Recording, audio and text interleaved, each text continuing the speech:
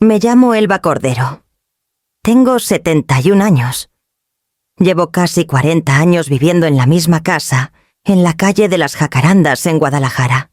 Es una casa callada, firme, llena de cosas que ya no tienen dueño: la silla favorita de mi esposo, la vajilla de mi mamá, los vasos de cristal que solo saco los viernes. Mantengo todo en orden porque el orden es el único idioma que aún hablo sin tropiezos. Rocío, mi única hija, lleva un ratito aquí. Ese ratito ya va para medio año. Tiene 37, lista como el demonio, guapa y con el alma inquieta. Cuando me pidió volver después de perder su departamento, pensé que sería un respiro corto, un regreso al nido. En vez de eso, la casa aprendió sus humores. Cómo su risa se vuelve desprecio en un segundo.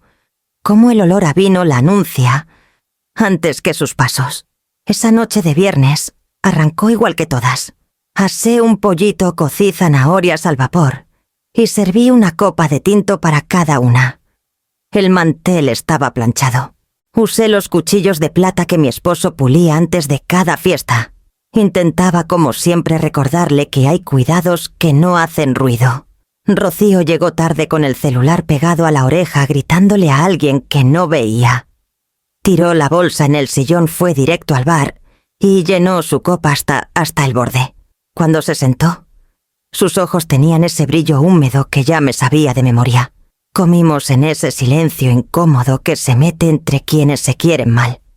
Picoteaba la comida, se quejaba del jefe, del calor de mí. Cada palabra caía como piedrita. Yo trataba de escuchar. Le pregunté por el proyecto nuevo que manejaba, pero me cortó con un gesto.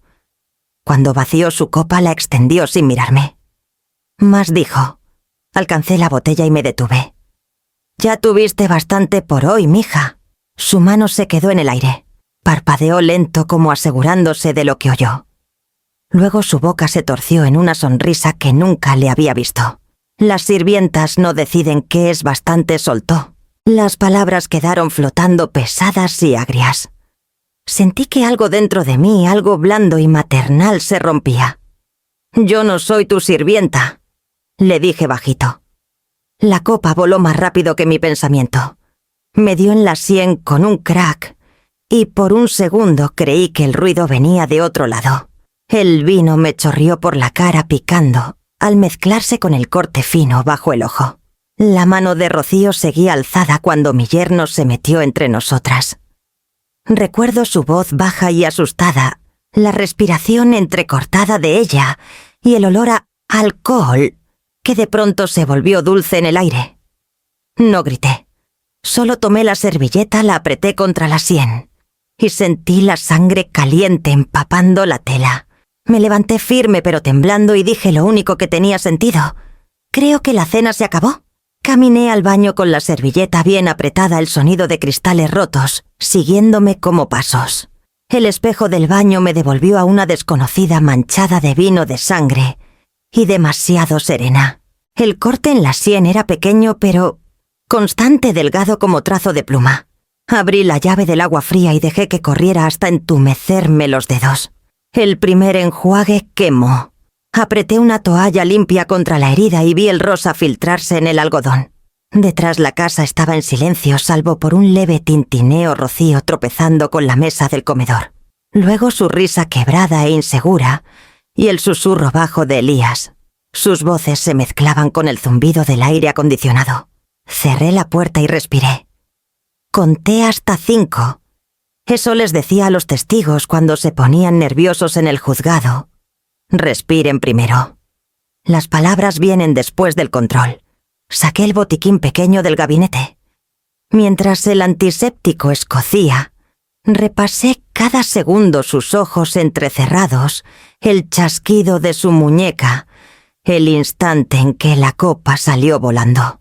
El sonido había sido tan filoso, tan limpio, que cortó 30 años de mi paciencia. Al salir al pasillo, el comedor parecía la resaca de una pelea que no sabía que había terminado. Vino derramado sobre el mantel blanco. El pollo frío.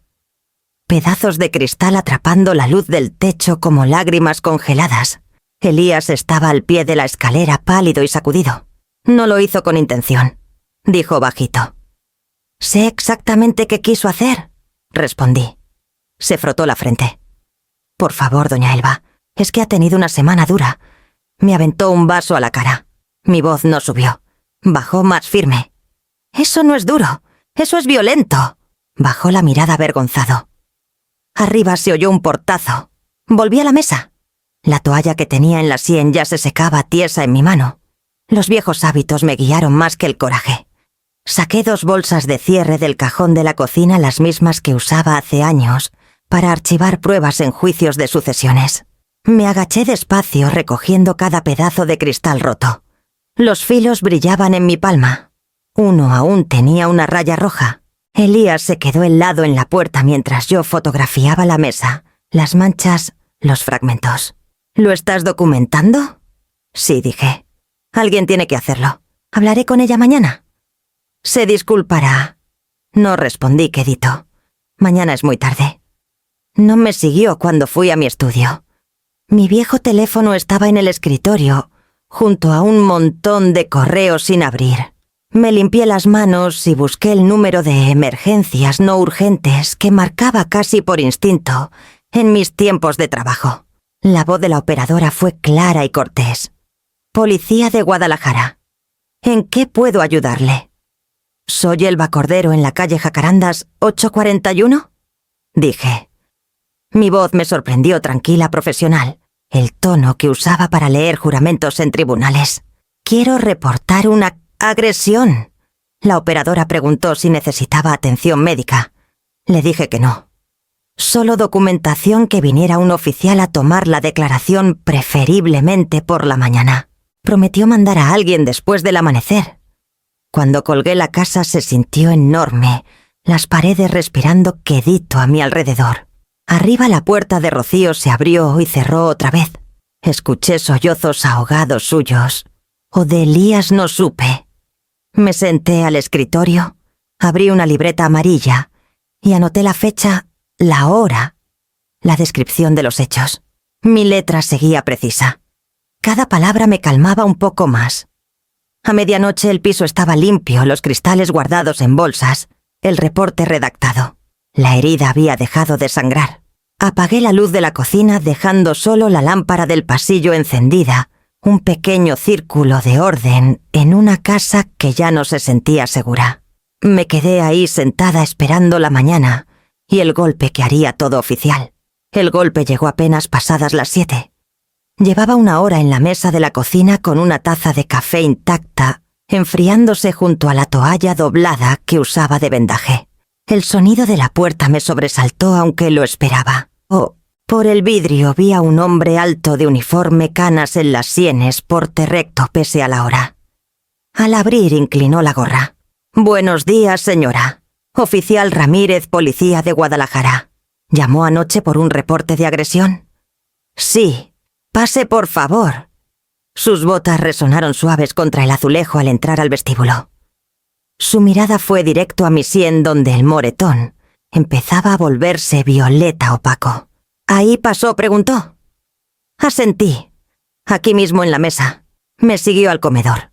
Lo había dejado todo tal cual, limpio, pero intacto. La botella de vino a medio llenar. Las bolsas de cristales en una silla etiquetadas con masking tape y mi letra. Ramírez soltó un silbido bajo, no de burla, sino pensativo. Ya hizo la mitad de mi trabajo. 30 años en el sistema judicial. Los viejos hábitos no se jubilan fácil. Sonrió leve y abrió una libreta pequeña. «¿Me cuenta qué pasó?» Hablé claro. Mi hija Rocío Minton vive aquí temporalmente con su esposo Elías. Anoche durante la cena se emborrachó y me aventó una copa a la cara cuando le negué más vino. Anotó rápido. ¿Alguien más resultó herido? No, solo yo. ¿La sospechosa sigue en la residencia? Sí, dije. Arriba. No he hablado con ella desde entonces. Como si la nombraran, la invocara, se oyeron pasos en la escalera. Rocío apareció en el marco de la puerta con una bata, el pelo enredado, los ojos hinchados, pero todavía desafiantes. Elías la seguía pálido y ansioso. «¿Qué chingados es esto?», exigió. El oficial Ramírez se enderezó. Señora Minton, vengo a documentar un reporte de agresión. Rocío soltó una risa seca quebrada. ¿Llamaste a la policía? ¿Tu propia hija me escupió? Mantuve la vista en Ramírez. Llamé porque me agredió. Fue un accidente. Gritó Rocío. Tú me empujaste, acuérdate. Siempre me empujas. Elías intentó tocarle el brazo. Rocío, por favor. Ella se zafó. No, Elías, déjame hablar. Quiere volver a jugar de jueza. Adelante, mamá, dile cómo eres perfecta. Mi voz se mantuvo pareja, aunque cada palabra me dolía como moretón. Tú aventaste la copa, Rocío. Puedes gritar lo que quieras, pero la evidencia no cambia. Ramírez alzó la mano calmado pero firme. Señora, solo termino el reporte. Luego hablamos de los siguientes pasos. Rocío se cruzó de brazos respirando fuerte. Pierden el tiempo. Ella no va a seguir con cargos. Nunca lo hace. La miré y por un instante vi a la niña que se escondía detrás de mis piernas cuando tronaba. El recuerdo se fue tan rápido como llegó. Sí, dije suave. Sí, voy a seguir. El rostro de Elías se derrumbó. Por favor, doña Elba, tiene que haber otra manera. Ella necesita ayuda, no. Necesita consecuencias, lo corté. Los dos las necesitan. Los ojos de Rocío centellearon. Te vas a arrepentir. Ya me arrepiento, dije. Ramírez cerró la libreta. Se archivará el reporte. Tiene todo el derecho de pedir una orden de protección. Lo paso hoy mismo a la estación. Cuando se fue, la casa volvió a callar.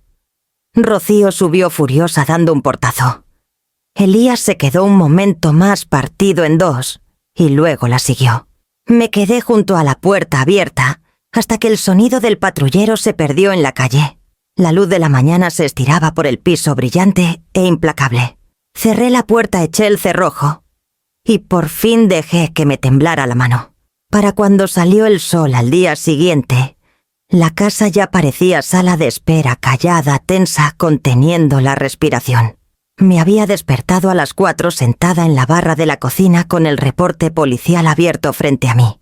Mi pluma flotaba sobre la línea en blanco donde el oficial Ramírez había dejado espacio para mi firma. La firmé sin dudar. A las 8 sonó el timbre. Un ministerial uniformado estaba en el porche portapapeles en mano. Era joven voz cortés, pero formal. Señora Cordero, ¿traigo la orden temporal de protección que se tramitó esta mañana? Me entregó un sobre con mi nombre escrito a máquina en la parte superior. Dentro los papeles iban engrapados oficiales sin emoción y terriblemente claros. Rocío Minton demandada. Elba Cordero demandante. Vigente de inmediato. Le agradecí. Me dio un asentimiento rápido. Tiene que asegurarse de que abandone la propiedad hoy, señora. La orden es ejecutable desde ahora. Lo vi bajar del porche su patrullero alejándose por la calle. La casa pareció agrandarse a mi alrededor, cada pared repitiendo el mismo pensamiento. Esto es real. Arriba se oía a Rocío moverse, cajones azotando pasos duros. Cuando bajó ya no traía bata. Jeans y la blusa cara que usaba para juntas de trabajo. Los ojos inyectados pero secos. ¿Qué hiciste?, preguntó. Le extendí el papel doblado. Es una orden de restricción temporal. Ya no puedes quedarte aquí. Su risa se quebró a medias. ¿De verdad lo hiciste? ¿Llamaste a la policía y ahora esto? Lo hice, dije. No es castigo, Rocío. Es protección. Protección de mí. Agarró el papel, lo escaneó con manos temblorosas. ¿Crees que con esto te haces santa? Eres patética. Elías bajó detrás de ella descalzo con una maleta de mano. Rocío, para. Ella se volvió contra él. No me digas que pare, nos está echando. Te estoy pidiendo que te calmes, dijo quedito. La lastimaste, Rocío. Está sangrando por ti. Su voz se rompió. Fue una pinche copa. Fue suficiente, dije. El momento quedó colgando como humo. El pecho de Rocío subía y bajaba. Arrugó el papel y lo aventó al piso. Bueno, quédate con tu casa preciosa. Quédate con tu vida perfecta. No respondí. Pasé junto a ella al cajón de la cocina, saqué el llavero pequeño y separé la llave de la puerta principal. La dejé en la barra. Mi mano tembló aunque la obligué a no hacerlo. Tendrás que devolver el juego de repuesto, dije. Rocío me miró, la incredulidad suavizándose en algo más parecido al duelo. ¿De verdad lo dices en serio? Sí. Elías se agachó. Recogió el papel arrugado. Lo alisó contra su pierna. «¡Nos vamos!», murmuró. «Solo... danos unas horas». Asentí una vez. «Tienen hasta el mediodía». Rocío pasó rozándome su hombro, chocando con el mío. No se disculpó. La puerta principal se azotó tan fuerte que los vidrios vibraron. Elías se quedó. «No está en sus cabales», dijo. «Volverá en sí». «Tal vez», respondí. «Pero no aquí». Cuando se fue, por fin cerré con llave y apoyé la frente en la madera. El arranque del motor de su coche me revolvió el estómago. Para la tarde llegó un cerrajero, un hombre callado con cara paciente. «¿Candados nuevos en todas las entradas?», preguntó. «Sí», dije. «En todas». Trabajó rápido. El olor a metal y aceite llenó el aire mientras ponía el último cerrojo. Al entregarme las llaves nuevas pesaban más de lo normal. Después de que se fue, me quedé en el porche. La orden seguía colgada, donde el ministerial la había pegado ondeando leve con la brisa. Al otro lado de la calle doña Márgara regaba sus rosales. Me miró, me dio un leve asentimiento sin juzgar, solo entendiendo. Adentro giré la llave nueva en la cerradura. Entró suave, definitiva. La casa volvía a estar segura, pero más callada que nunca. La casa se quedó callada después de cambiar las chapas, demasiado callada para estar cómoda. Cada ruido, un crujido en el pasillo, el tic-tac del reloj, sonaba a ausencia. Intenté desayunar, pero acabé solo revolviendo la cuchara hasta que la leche se entibió. A las 9 fui a mi estudio. El mismo escritorio que usaba desde que enviudé seguía cargando el peso del orden, archivos perfectamente alineados, plumas. En su lugar, clips ordenados por tamaño. Pero el aire era distinto ahora. Traía algo más filoso, un pulso de resolución zumbando bajo mi piel. Saqué una carpeta manila nueva y escribí en la pestaña con tinta negra: Rocío Minton, incidente 1. La pluma no tembló. Dentro puse copias del reporte policial, fotos del moretón y capturas de pantalla con hora de mi celular. Evidencia catalogada como cualquier caso que alguna vez tramité.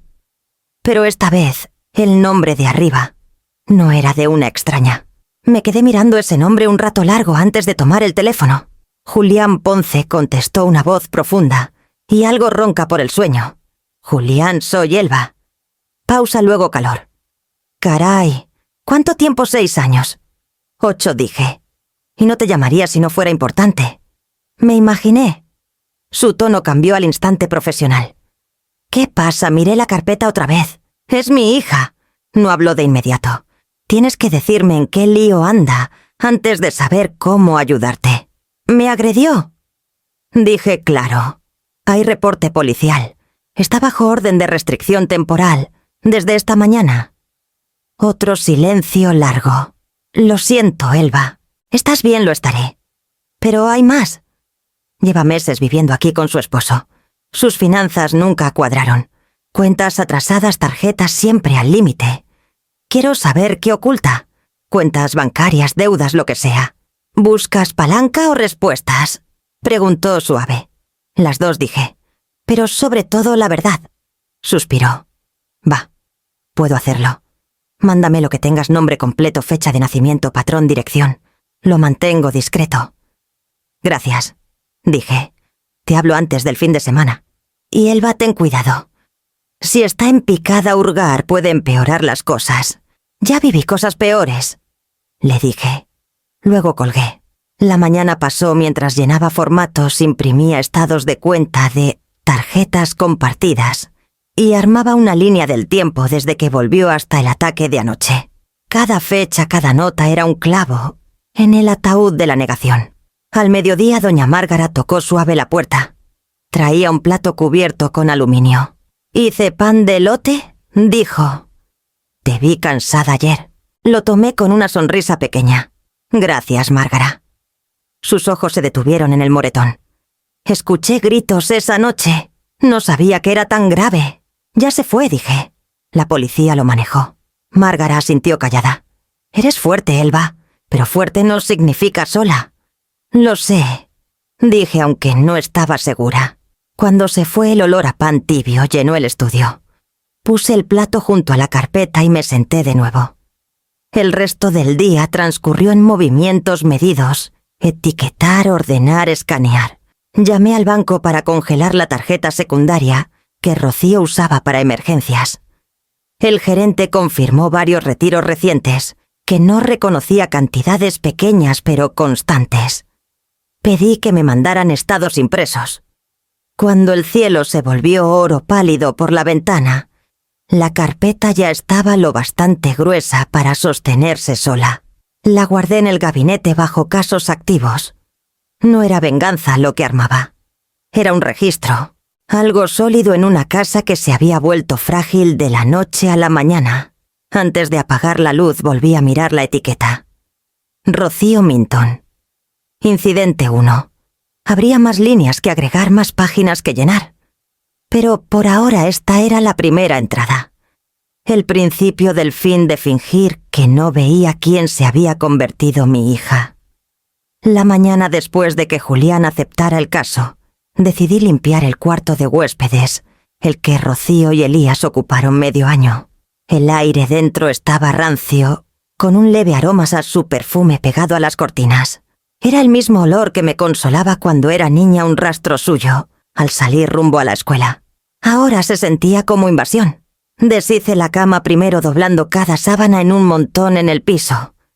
Los cajones de la mesita estaban vacíos salvo por un recibo viejo y una liga para el pelo. Nada raro. Aún así revisé cada rincón con método, no por curiosidad, sino por reflejo.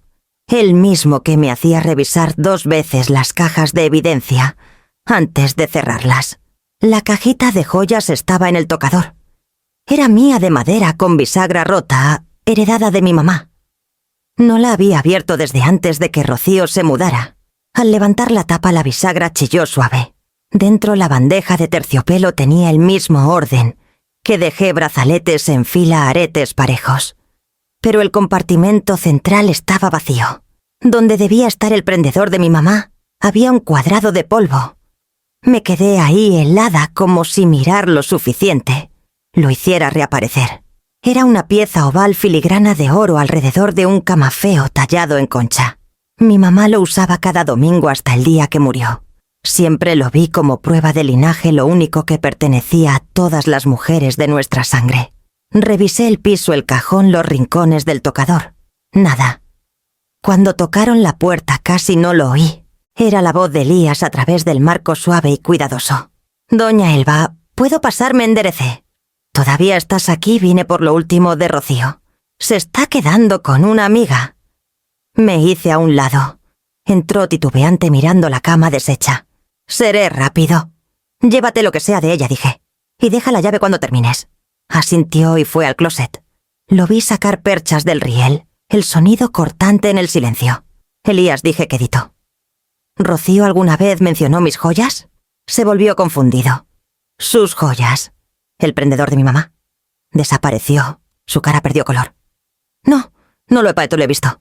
Solía pedir prestado», dije. «Bufandas, anillos. Siempre la dejé, pero esto no. Le juro que no sabía», dijo. Nunca dijo nada. Lo estudié, el temblor en sus manos, la culpa que no sabía bien de qué. «Si lo encuentras entre sus cosas, lo quiero de vuelta». Tragó saliva. «Lo buscaré». Le pasé una cajita del tocador.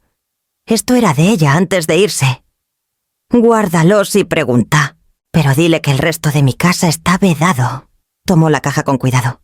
«Últimamente no está en sí», murmuró. «Ha estado rara, a la defensiva. Pensé que era estrés, pero es otra cosa», dije. No discutió. Solo asintió, ojos bajos, y salió con la caja bajo el brazo. Cuando la puerta se cerró, me senté en el borde de la cama deshecha. El cajón seguía abierto a mi lado, su vacío como una acusación. El prendedor era solo un objeto, me dije. Pero los objetos llevan testigos. La voz de mi mamá aún resonaba en mi cabeza cuando lo usaba. Guarda lo tuyo y nunca se lo des a quien no entienda el costo. Cerré la cajita con suavidad y giré la llave en su cerradura. La bisagra chilló otra vez un sonido viejo pequeño como protesta. La volví a poner en el tocador y salí del cuarto, el espacio vacío en su centro, siguiéndome como un recuerdo que decidió no callar más. Julián llamó 3 días después, su voz baja y cansada. «¿Traigo algo?» «Elba», dijo. «Mejor siéntate. Estoy en mi escritorio», respondí. La carpeta. Rocío Minton. Incidente 1 estaba abierta frente a mí, páginas perfectamente alineadas. Alcancé una pluma antes de que hablara otra vez. «Es peor de lo que pensé», dijo. «Tu hija ha estado malabareando tarjetas de crédito por años. 5 activas, todas casi al límite. Deuda total cerca de 3,5 millones de pesos. Sentí que se me apretaba la garganta, pero mantuve el tono parejo. Solo a su nombre mayormente, dijo. Pero 2 están a nombre de Elías. Las abrió usando un poder notarial, conjunto de cuando se casaron. Probablemente él ni sabe. Mi pluma resbaló un poco en el papel. Sigue. Tiene 2 préstamos personales de la primavera pasada, pequeños al principio, pero juntos suman casi 1 millón. Un prestamista ya notificó incumplimiento. Me recosté en la silla mirando el techo. Se está ahogando. No solo ahogando, dijo Julián. Está jalando a otros para mantenerse a flote. Hay algo más. Agárrate. Ya estoy agarrada desde la noche del vaso. Exhaló. Hubo retiros del fondo de retiro de Elías. 3. 2 en junio, 1 en julio. Total 8 millones de pesos. El número quedó flotando como eco lento. ¿Cómo pudo acceder a esa cuenta?, pregunté quedito. ¿O tenía sus contraseñas o falsificó autorización? Difícil saber hasta que el banco verifique firmas. Pero el dinero se fue. La mayor parte canalizadas a una casa de bolsa, a su nombre de soltera. Apreté las yemas contra mi sien, la cicatriz apenas sensible. Le robó a su esposo. Susurré. «Está desesperada», dijo Julián. «Y descuidada. Es mezcla peligrosa». Abrí el cajón, saqué mi chequera solo para mantener las manos ocupadas. «¿Averiguaste si sigue trabajando?» La despidieron hace 3 meses de una agencia de publicidad en el centro. Oficialmente fue recorte, pero la nota de RH que vi menciona preocupaciones por desempeño e inestabilidad. No ha pedido seguro de desempleo. Respiré hondo. Ha estado mintiendo desde que volvió. Dijo que ahorraba para comprar casa. Julián dudó. Esa parte podría ser verdad. Medio. Ha estado hablando con una corredora en Zapopan. Les dijo que esperaba una herencia pronto. Cito textual. «Cuando la casa vieja por fin sea mía, liquido el saldo». Mi mano se quedó quieta en el escritorio. «La casa vieja», repetí. «O sea, esta». No respondió y eso fue respuesta suficiente. Estaba planeando que yo ya no estuviera. Dije apenas en susurro. «Elba». «Estoy bien», lo corté. «Sigue». Carraspeó. Hay pláticas en sus redes, mensajes privados, sobre todo con excompañeros. Quejas de dinero, resentimiento por tu control. Parte es puro desahogo, pero ha puesto cosas de que estás sentada sobre bienes que debería haber tenido hace años. Ya veo, dije. Las palabras salieron tan parejas que me asustaron. La voz de Julián se suavizó. «Te mando los archivos. Capturas, estados bancarios, copias de préstamos. Te advierto, no es lectura agradable». «Mándalos», dije. «Necesito verlo todo». Dudó otra vez. «Elba, esto ya no es solo dinero. Está metida con gente que presta duro y cobra más duro. Quizá quieras cambiar números de cuenta, hasta línea telefónica». «Ya cambié cerraduras», dije. «Una capa más no mata». «Seguiré escarbando», dijo. «¿Segura de que estás bien?» No respondí, pero me las arreglo. Tras colgar me quedé en silencio hasta que sonó la notificación de correo. Los archivos se abrieron uno a uno. Estados en tinta roja, saldos comprobantes de retiro. Su letra apareció en una firma digital que reconocí al instante. los mismos bucles con que firmaba tarjetas de cumpleaños. Al llegar al hilo de mensajes con una seta amiga, la vista se me nubló. Rocío, cuando la casa sea mía todo se calma. La vieja no va a vivir eternamente. Las palabras no me sorprendieron. Solo vaciaron algo que ya estaba agrietado. Imprimí cada página y las coloqué con cuidado en la carpeta, cada hoja deslizándose con susurro suave. Cuando la última entró, cerré la tapa y puse la palma plana encima. Por primera vez desde la noche del vaso, mis manos temblaron no de coraje ni siquiera de pena, sino de la certeza fría y cortante de que mi hija había dejado de ser mi hija mucho antes de que yo lo notara. Elías aceptó verse en un cafecito cerca del Palacio de Justicia, lugar neutral, donde nadie nos reconociera. Escogí una mesa en el rincón lejos de las ventanas. La mañana olía a lluvia y café quemado. Cuando llegó parecía más chico, ojos hundidos, hombros caídos, como si los últimos días lo hubieran doblado hacia adentro. «Gracias por venir», dije. Se sentó frente a mí, manos apretadas. «Dijiste que era importante. ¿Lo es?» Deslicé un sobrecafé por la mesa.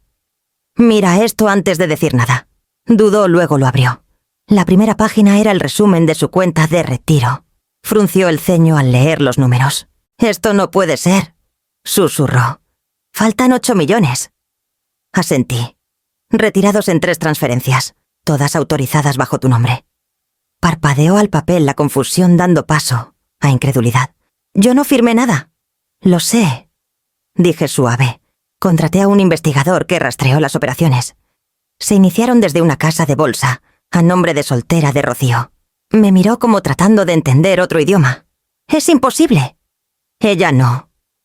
«Lo hizo», dije quedito. Sacudió la cabeza, movimiento brusco, desesperado. «No, tal vez es error. Tal vez nos hackearon». «¿Ha estado tan estresada?» Deslicé el siguiente documento, copias de sus estados de crédito, préstamos y mensajes. «No la hackearon, Elías.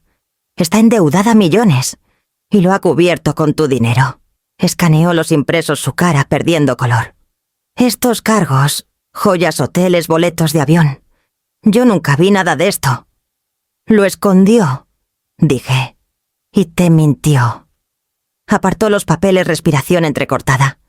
«Dices que mi esposa me robó. A ti, que falsificó mi firma». «Sí». Se recostó frotándose las sienes. «¿Estás segura? No digo cosas que no pueda probar». Por un momento solo se quedó ahí, ojos fijos en nada. «Me dijo que tú la odiabas». Dijo al fin. «Que querías arruinar nuestro matrimonio, porque nunca creíste que fuera suficiente». «Tenía razón en una cosa», respondí. «No era suficiente. Pero no por su ropa o sus modales, por sus decisiones». La voz de Elías bajó a susurro. «Si esto es cierto, cometió un delito». «Lo cometió», dije. «Y te dejó cargándolo». Enterró la cara en las manos. «Pensé que las peleas eran por control. No vi nada de esto venir. El abuso nunca se anuncia», dije suave. «Llega vestido de amor hasta que empieza a llevarse lo que no se ofrece». Me miró, lágrimas asomando. «Va a negarlo todo». «Eso espero», dije. «Pero tú tendrás que decidir si sigues protegiéndola o te proteges a ti». Elías se limpió la cara con el dorso de la mano. «¿Qué quieres que haga?» «Quiero que vayas al banco», dije. «Reporta los retiros no autorizados. Habla con un abogado. Entre más esperes, más difícil será recuperar algo». Asintió lento, derrotado. «Me va a odiar». «Ya te odia», dije sin maldad. Nos quedamos callados un rato. Afuera empezó a llover, rayando el vidrio en líneas grises. Elías recogió los papeles en el sobre, manos temblorosas. «Lo investigaré», dijo. «Pero necesito tiempo». «Tómate el que necesites», le dije. «Solo no te tomes demasiado». Cuando se fue la silla frente a mí, quedó tibia un momento, como si el aire no decidiera si aferrarse o soltar. El Palacio de Justicia olía a cera y papel limpio, cooficial, y nada como casa. Había caminado esos pasillos casi toda mi carrera, pero esa mañana cada paso se sentía ajeno. Mis tacones resonaban en el corredor como acusación. Señora Cordero llamó una joven secretaria desde la puerta. «Sala 2B». Asentí y entré. El cuarto era pequeño, iluminado por luz cenital, sin grandeza. Había presidido docenas iguales, pero nunca desde este lado del pasillo. Rocío estaba en la mesa opuesta, cabeza alta, ojos hinchados pero desafiantes. Su abogado, un chamaco apenas mayor que ella, se inclinaba susurrando algo. Elías estaba detrás, manos cruzadas en el regazo, mirando al piso.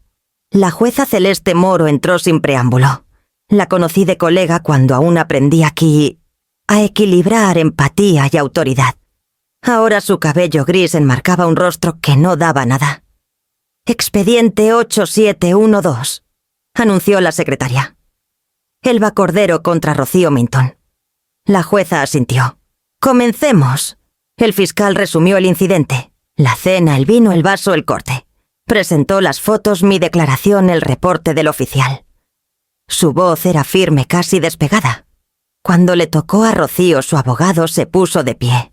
«Señora jueza, fue una discusión familiar sacada de proporción. Mi clienta lamenta profundamente sus actos. No tiene antecedentes penales ni historial de violencia. Pedimos que el tribunal considere su estado emocional, estrés, alcohol, tensión familiar». Los ojos de la jueza Moro no se movieron de Rocío. «Señora Minton, desea hablar por sí misma». Rocío dudó, luego se levantó. Su voz arrancó suave, ensayada. No quise lastimarla. Fue un error. Las cosas se calentaron. Me miró breve y apartó la vista. Ella me provoca. Siempre lo hace. Algo dentro de mí se asentó en vez de romperse. No la interrumpí.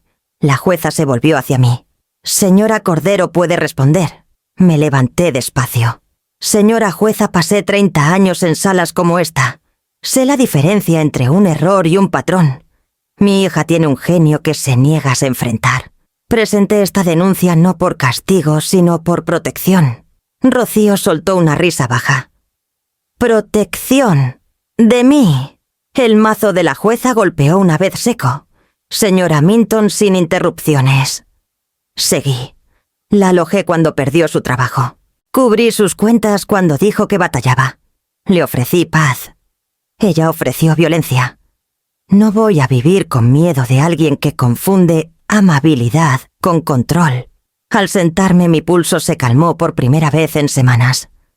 La jueza revisó sus notas, expresión ilegible. El silencio se alargó lo suficiente para escuchar mi propio corazón. Al fin habló. En vista del testimonio y evidencia presentada a este tribunal, encuentra causa suficiente para otorgar una orden de restricción de 90 días que impide a la señora Rocío Minton acercarse o contactar a la señora Elba Cordero por cualquier medio. La acusada completará además 6 meses obligatorios de manejo de ira y terapia contra el alcohol.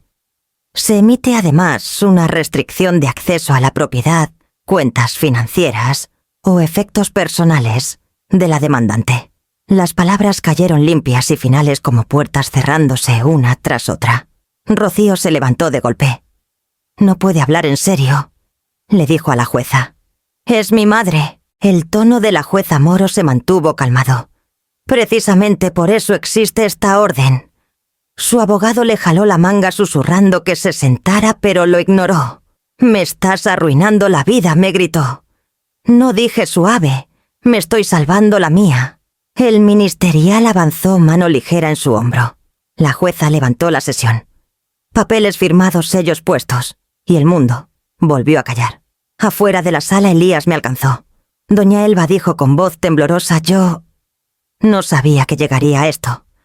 «Ya había llegado», respondí. Pareció querer decir más, pero no encontró palabras. No las esperé. Al salir hasta las escalinatas del palacio, el sol me pegó en la cara como algo ganado. El viento levantó mi pelo. Mis manos seguían temblando, pero ya no de miedo. Temblaban de alivio, el tipo que no se siente victoria, sino supervivencia. La lluvia arrancó apenas anocheció, un golpeteo suave contra las ventanas, que se volvió constante con cada minuto. Estaba leyendo en la sala, aunque no recordaba una sola frase. La orden de restricción llevaba 10 días. El silencio desde entonces había sido pesado pero soportable. Entonces un golpe fuerte sacudió la puerta. 3 golpes desiguales, impacientes. Me quedé helada. Vinieron otros más fuertes seguidos de una voz pastosa, filtrándose por la madera. «¡Ma! ¡Abre! Sé que estás ahí, Rocío». El corazón se me subió a la garganta. Apagué la lámpara y me moví, quedito hacia el pasillo. La luz del porche afuera parpadeó 2 veces la bombilla, siguiendo el ritmo de la tormenta como advertencia. «Rocío», dije a través de la puerta a voz, firme pero baja. «Estás violando una orden judicial. Vete ahora». Soltó una risa alta, amarga, que raspó con la lluvia. «Un papelito no me dice a dónde puedo ir. Esta también es mi casa». «No lo es», dije.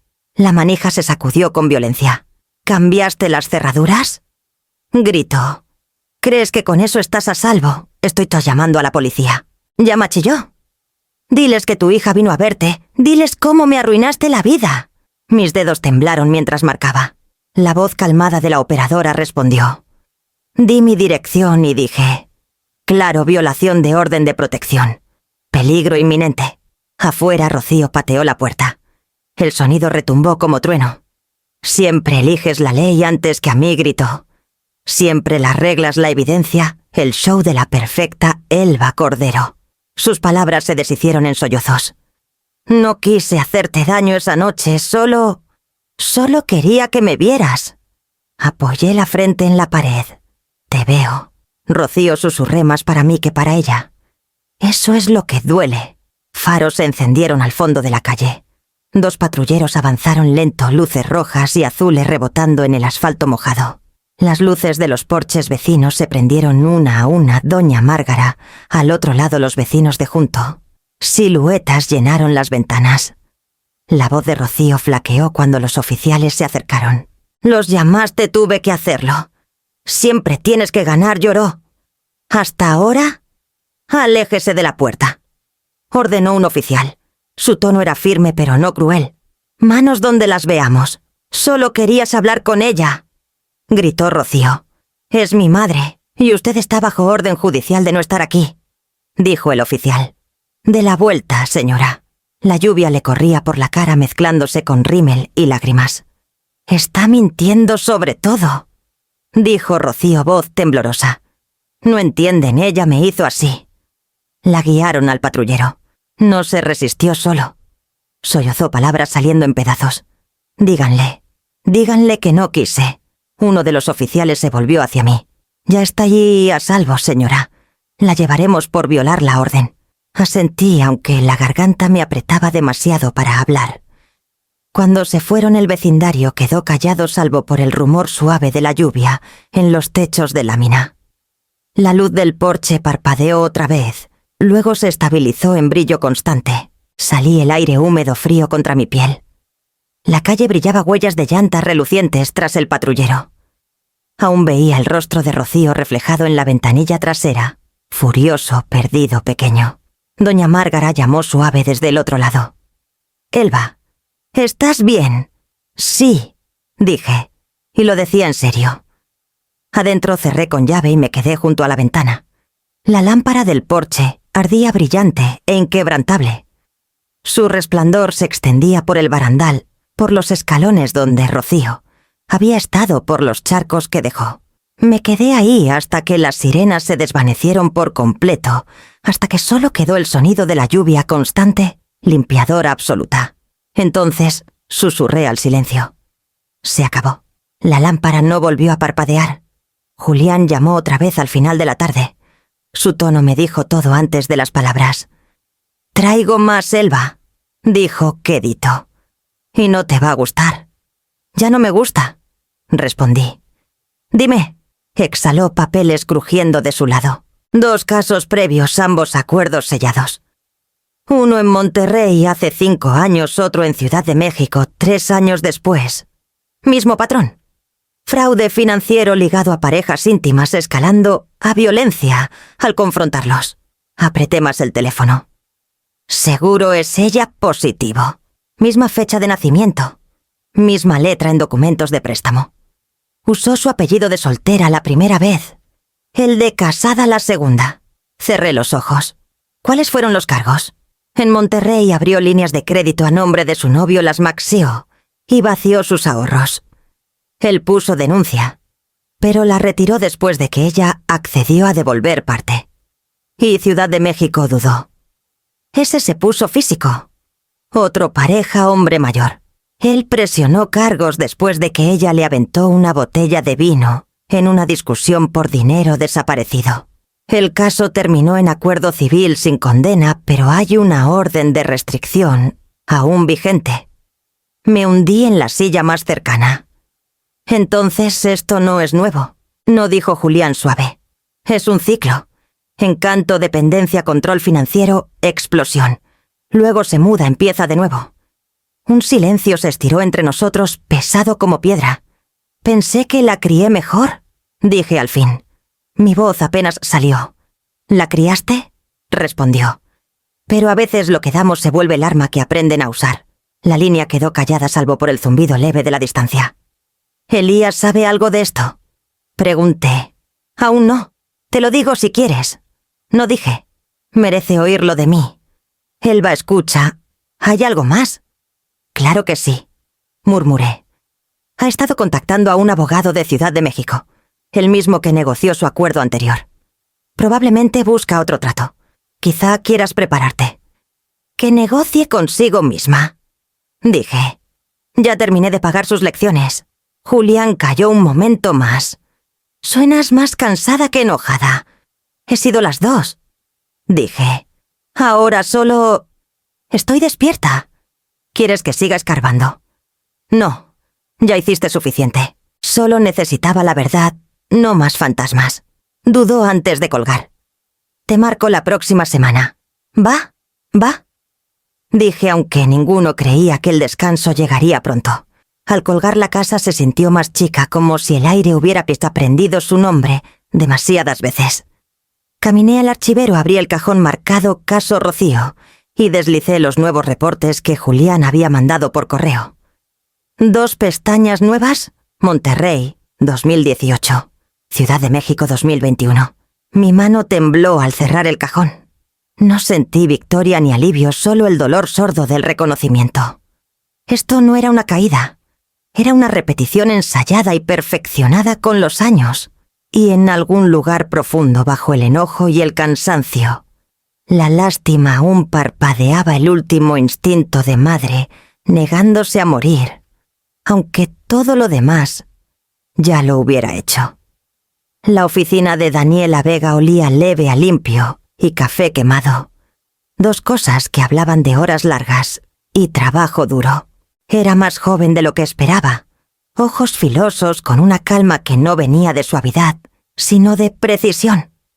Revisé todo lo que me mandó, dijo desplegando los archivos sobre su escritorio. Reporte policial, registros financieros, orden de restricción, hallazgos de Julián. Es una montaña de evidencia. No quiero montaña, respondí. Quiero protección. Daniela asintió. Empecemos ahí. La orden temporal vence en 3 semanas. Solicitaremos prórroga de 1 año completo con base en la violación reciente. El arresto nos da terreno sólido. Me incliné un poco. Eso la mantendrá lejos de la propiedad, absolutamente. Pero recomiendo cláusula adicional. Inhibición de dominio. Impide que ella o cualquier representante reclame derechos sobre la escritura o su valor. No se atrevería, dije, aunque mi estómago decía lo contrario. Ya lo hizo, replicó Daniela deslizando un documento. Esto lo presentó su abogado hace 2 días, aviso de intención de disputar propiedad, citando inversión familiar compartida. Es basura, pero basura agresiva. Leí las primeras líneas, garganta apretada. Está tratando de decir que tiene derecho a la casa.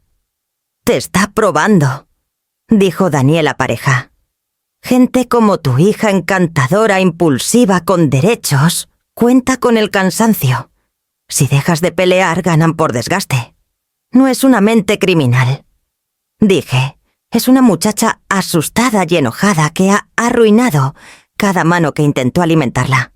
Tal vez, dijo Daniela. Pero la gente asustada y enojada también firma documentos falsos. Giró una libreta legal hacia mí dibujando cuadros con líneas precisas. Esto haremos. Paso 1, prórroga de la orden. Paso 2, inhibición de dominio. Paso 3, tutela de bienes. Fruncí el ceño. Tutela mecanismo legal antiguo. Explicó. Designas a alguien de confianza neutral para supervisar bienes grandes a tu nombre. Protege contra transferencias no autorizadas, sobre todo si el agresor alega coacción o influencia. O sea, me dices que ponga mi casa bajo supervisión. Te digo que la hagas intocable. Dijo quedito. Escudo de papel con dientes de verdad. La frase quedó en el aire filosa como cristal. Firmé donde indicaba peticiones, autorizaciones, declaraciones juradas. Mi firma lucía rara junto a la suya más chica, pero se estabilizó con cada trazo. Al terminar, Daniela recogió los papeles en un montón prolijo. Dormirás mejor cuando estén presentados. Dormir, dije. Últimamente parece lujo. Sonrió leve. Volverá. La ley es lenta pero paciente. Me levanté para irme recogiendo mi abrigo. ¿Me recuerdas a mí?, le dije. Antes de que el mundo probara mi paciencia. Lo tomaré como cumplido. Dijo. Y advertencia. Afuera la lluvia había parado. Llevé la carpeta bajo el brazo como armadura delgada, frágil pero mía. Escudos de papel, tal vez. Pero esa noche, por primera vez en semanas, sabía que tenían dientes. El cerrajero volvió 2 días después, pero esta vez no vino solo. Doña Márgara estaba hecha a su lado en el porche, abrigo gris abotonado hasta el cuello. Mirada decidida. Le dije que lo ayudaría. Dijo. No debes hacer esto sola. Casi sonreí. Márgara, ya no más rescates. Me entregó un termo. Es café, no rescate. Ahora quítate para que trabajemos. El cerrajero se llamaba Sergio. Quitó el cerrojo viejo y puso uno más sólido. Márgara se paró detrás dando indicaciones como capataz en obra. Pines de alta seguridad, sí. Nada de ganzúas fáciles. Mi hijo usa estos en Monterrey. Tu hijo suena muy precavido, dije. Está casado con una que colecciona exnovios, respondió seca. La precaución es obligatoria. Por primera vez en semanas me reí corto, sorprendido, pero real. Sergio me dio un asentimiento cortés al terminar. Todo reforzado, señora. ¿Estás segura ahora? Le pagué, le agradecí y cerré la puerta. Márgara no se fue. En vez de eso, abrió una cajita de cartón que traía. Dentro había una campanita de latón pulido, pequeña pero elegante, con un gancho curvo. ¿Qué es eso?, pregunté. Un límite, dijo. Mi papá tenía una en la finca. Nadie entraba sin tocar primero. La miré sin saber si llorar o agradecer. ¿Quieres que la cuelgue? Quiero que la escuches, dijo. Cada vez que alguien cruce esa puerta reconocerá que este es tu espacio. La colgamos juntas sobre la puerta principal. Cuando la probó, el sonido fue claro y cálido. Una nota que parecía disolver la tensión sobrante en el aire. Después nos sentamos en la cocina a tomar el café que trajo. El reloj, tic-tac, constante, la casa callada por primera vez, sin sentirse hueca. ¿Sabes?, dijo Márgara, vi a tu hija una vez. Antes de todo esto, la primavera pasada. Estaba en tu jardín gritándole al teléfono. No respondí. Estaba enojada, siguió Márgara, pero no triste. Enojada. Con derecho. Como si el mundo le fallara en entregarle algo que le debían. Asentí lento. Suena exacto. Márgara se inclinó. Hiciste todo lo que pudiste, Elba. Lo demás no es tuyo. Lo sé con la cabeza, dije. Pero saber no detiene los recuerdos. Puso su mano sobre la mía en la mesa. Para eso están las vecinas. Para recordarte cuando cabeza y memoria pelean. Esa noche, después de que se fue, recorrí la casa cuarto por cuarto cerrando puertas, probando pestillos. La campanita sobre el porche brilló leve en el reflejo de la luz de la calle. Al acostarme, la lluvia había vuelto suave y rítmica. Me quedé escuchando no golpes esta vez, sino la campanita. Su silencio era su propia paz. Al amanecer me despertó un leve tintineo. El corazón me latió fuerte antes de darme cuenta. Era Márgara en el porche con 2 bolsas de mandado. Probando el sistema dijo al abrir, y trayendo pan. «Eres implacable», dije. «Alguien tiene que serlo», respondió entrando. Miró la campanita y sonrió. «¿Y oyes eso? Ese es el sonido del respeto». Guardamos el mandado en silencio cómodo. La cocina se sintió llena otra vez de ruido de vida, de cosas pequeñas y normales. Al irse la acompañé a la puerta. Dio un último toque a la campanita antes de salir. «Ahora sí es oficial», dijo. «Esta casa sabe sus límites». Cuando el sonido se desvaneció, algo se aflojó dentro de mí. Las paredes ya no eran barreras, eran resguardo. Esa tarde me senté en el porche con una taza de té, la campanita de latón arriba, atrapando la última luz. Algunos vecinos saludaron al pasar con sus perros. El aire olía a lluvia y comienzos limpios. Al entrar por fin dejé la luz del porche encendida. La campanita colgaba callada, reluciente, una promesa pequeña y dorada de que la paz podía volver un sonido a la vez. El Palacio de Justicia olía igual que semanas antes a pisos encerados, papel y nervios. Pero esta vez no temblaba al pasar seguridad. Daniela me encontró en el pasillo, carpeta bajo el brazo. «Hoy es puro trámite», dijo suave. «No hablamos a menos que la jueza pregunte. Solo escucha». «Pasé mi vida escuchando», respondí. «Sé oír lo que la gente quiere decir debajo de lo que dice». Sonrió leve. «Entonces reconocerás el arrepentimiento cuando lo veas, o su ausencia». La sala 3A era más chica que la anterior, pero más fría.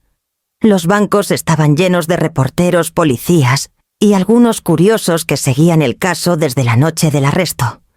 Elías estaba en la segunda fila, cara pálida, manos apretadas tan fuerte que los nudillos parecían mármol tallado. Cuando el ministerial anunció estado contra Rocío Minton, las puertas se abrieron y ella entró esposada. El pelo recogido a la rápida, muñecas en metal, y aún así se las arreglaba para caminar como quien no se arrodilla. Sus ojos me encontraron primero. Un destello de reconocimiento, pasó sorpresa, furia, tal vez vergüenza, pero se fue tan rápido como llegó. El juez, un hombre que no conocía, leyó del expediente en tono parejo. Cargos incluyen agresión agravada, fraude financiero y violación de orden de protección. La acusada solicita liberación bajo fianza. El abogado de Rocío se levantó, otro hombre esta vez, mayor, voz suave de tantos ensayos. «Señora jueza, mi clienta no representa amenaza continua. Tiene lazos familiares profundos con la comunidad y está lista para cumplir cualquier condición que el tribunal imponga. Solo busca oportunidad de volver a casa y enfrentar estos asuntos responsablemente». Daniela se levantó cuando el juez le asintió. «Señora jueza, el Estado se opone. La acusada ha demostrado repetido desprecio por órdenes legales. Fue arrestada ebria en la residencia protegida menos de 2 semanas después de una agresión inicial. Además, nuestra oficina ha confirmado evidencia de delitos financieros continuos, con múltiples cuentas falsificadas». Los ojos del juez se movieron entre ellos. «¿La víctima está presente?» Daniela me miró. Me levanté el sonido de mi silla demasiado fuerte en el silencio. «Sí, señor juez», dije. Mi voz no tembló. «Aquí estoy». El juez asintió. «¿Desea hablar?» «No busco venganza», dije. «Solo quiero sentirme segura en mi propia casa. Mi hija ha hecho eso imposible». Rocío soltó una risa cortante. «Ay, por favor, te encanta hacerte la víctima. Has estado esperando este momento desde que te decepcioné». El juez alzó la mano. «Señora Minton, un arranque más y la declaro en desacato». El abogado de Rocío le tocó el brazo, pero ella se zafó. «Me está arruinando la vida». Elías susurró desde atrás, voz rota. «Rocío, para». Ella se volvió hacia él, ojos desorbitados. «¿Tú crees que eres mejor? Estuviste ahí y dejaste que me volviera en contra». Bajó la vista, lágrimas cayendo mudas en sus manos. El juez exhaló lento, luego habló en tono que cortó todo ruido. El tribunal encuentra riesgo sustancial de obstrucción y daño continuo. Se niega la fianza. La acusada permanecerá en custodia hasta el juicio. Por un largo momento nadie se movió. Luego el ministerial avanzó guiando a Rocío hacia la puerta. Mamá dijo de pronto volviéndose. La palabra se quebró al salir más suave que nada que hubiera oído de ella en años. «No dejes que me entierren». No respondí. No pude. La puerta se cerró tras ella, y su eco rodó por la sala como trueno lejano. Elías se limpió los ojos susurrando. Se fue. ¿Verdad? Me volví hacia él poniendo una mano firme en su hombro. No dije quedito. Por fin la están encontrando. Asintió y por primera vez ninguno miró a la puerta. Miramos adelante. No había vuelto a entrar al comedor desde la noche que se rompió el vaso. Aún después de las audiencias, órdenes y arrestos, mantenía la puerta cerrada como sellar una herida que no dejaba de sangrar. Pero una mañana cuando la luz entró por las cortinas, justo bien decidí que era hora. La mesa seguía en su lugar, una pequeña cicatriz aún visible en la veta, donde había caído un pedazo. Las paredes antes crudo ahora se veían demasiado frías. Demasiado recuerdo vivía en ese color. Márgara llegó puntual, rodillo en una mano y termo en la otra. «No lo haces sola», dijo antes de que protestara. «Tú empiezas por las esquinas, yo por los bordes. Julián se encarga de lo que necesite arreglo. Aún no sabe que lo voluntariaste», dije. «Sobrevivirá», respondió abriendo la lata de pintura. El olor llenó el cuarto de inmediato, fuerte pero limpio. El color se llamaba cielo de mañana, un tono entre azul y perdón. Julián llegó una hora después tocando 2 veces antes de entrar. «Parecen escena del crimen», dijo viendo las manchas en nuestros antebrazos. Márgara le pasó un pincel. «Felicidades, detective. Turno de pared», gruñó, pero lo tomó. Sabían yo cobraba por investigar desastres, no por pintarlos. Sonreí leve. Piensa esto como eliminación de evidencia. Trabajamos casi en silencio, el ritmo de los rodillos constante y calmante. El sonido de tela suave contra yeso llenaba el aire. En un momento Julián se volvió hacia mí. «Elegiste azul», dijo. «Quería algo tranquilo», respondí.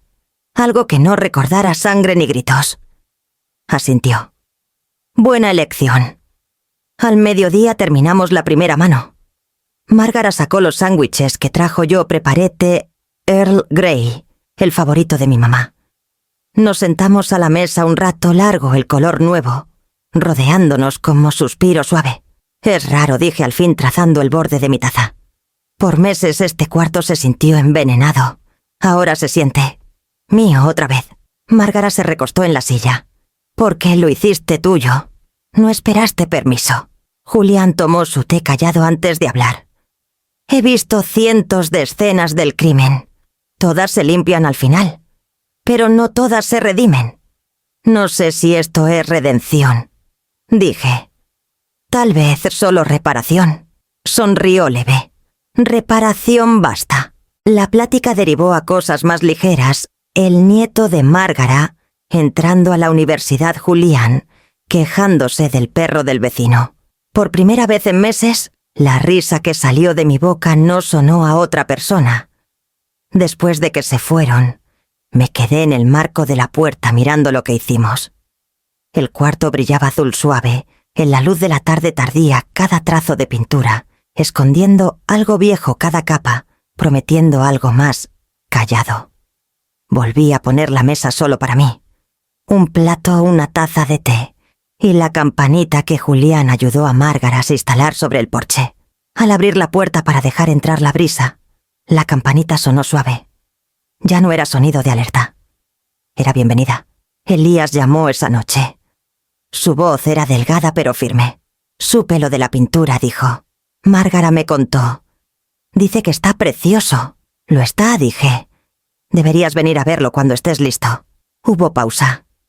«Lo haré. Empiezo terapia la próxima semana. Quiero estar mejor antes de verla otra vez». «Haces lo correcto», le dije. «Paso a paso». Tras colgar volví al comedor. El té se había enfriado, pero no me importó. Pasé la mano por la superficie lisa de la mesa, la misma que había visto cada fractura, ahora reflejando paredes azul suave. No era perdón. Todavía no.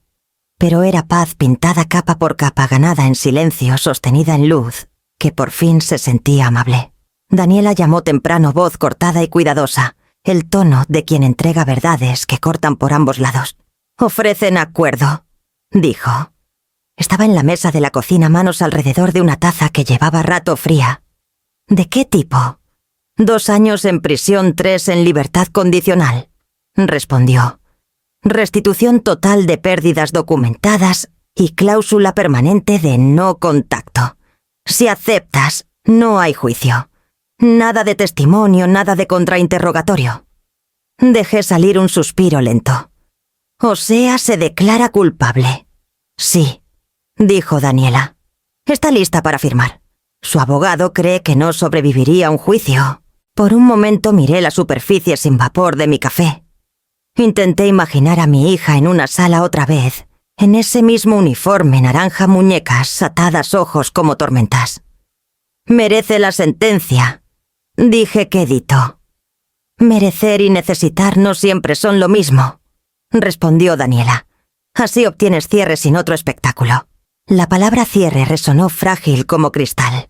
«¿Cuándo firma?», pregunté. «Esta tarde. Pero el tribunal no lo procesa sin tu aprobación. Estás listada como víctima y acreedora». Me levanté y caminé a la ventana. La campanita del porche atrapó un rayo de sol y sonó suave con la brisa. «Ya me quitó tanto Daniela. No quiero que me quite tiempo también». El tono de Daniela se suavizó. «Entonces, di sí. La justicia no necesita parecer venganza. Solo necesita parar la hemorragia». Cerré los ojos.